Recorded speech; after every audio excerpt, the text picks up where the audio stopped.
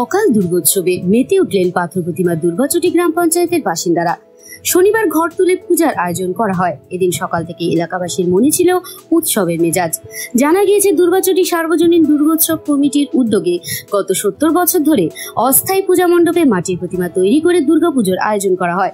2024 সালেও তিথি মেনে পুজোর আয়োজন করা হয়েছিল, কিন্তু ওই বছর পূজা কমিটির সিদ্ধান্ত অনুযায়ী স্থায়ীভাবে পিতলের দেবী দুর্গার একটি মূর্তি তৈরি করা হয়েছিল। পুজো শেষ হওয়ার পর কমিটির সিদ্ধান্ত অনুযায়ী দেবীর ওই মূর্তিটি প্রধান পুরোহিত লোকনাথ করের বাড়িতে রাখা হয়। মূলত প্রতিদিন পুজো করার ভাবনা নিয়েই এই সিদ্ধান্ত নেওয়া হয়েছিল। সেই মতো প্রতিদিন পুরোহিতের বাড়িতে দেবীর ওই মূর্তির পুজো করা হতো, কিন্তু অক্ষয় তৃতীয়ার দিন ঘটে গেল এক অলৌকিক ঘটনা।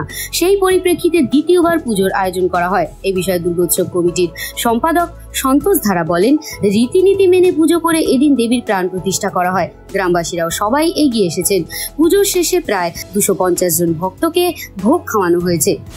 আমরা গত 16ই বৈশাখ অক্ষয় তৃতীয়ার দিন একটা অলৌকিক ঘটনা ঘটলো। কারণ আমাদের দুর্গাচটি সার্বজনীন দুর্গোৎসব কমিটির যে আমাদের মূর্তিটা এবছরই কেনা হয়েছিল, পুজোর পর আমাদের প্রধান পুরোহিত লোকনাথ কর মহাশয়ের বাড়িতে ঠাকুরটা রাখা হয় তার নিত্য পুজোর জন্য।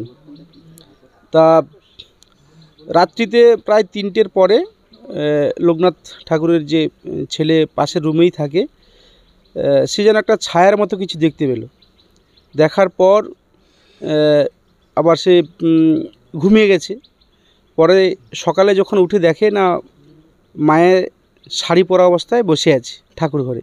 আমাদের কাছে কল্পনাতীত যে মায়ের মূর্তিটাতে শাড়ি পরানো ছিল না, এবং ওই রুমের প্রবেশদ্বার থেকে সিঁদুরের ছোট মেয়ের যেমন পায়ের ছাপ, সেই পায়ের ছাপটা আমরা দেখতে পাই।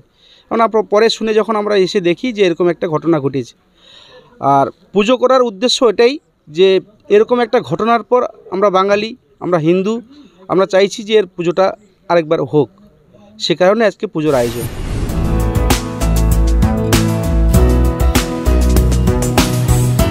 বিবি বাংলা নিউজ টিম।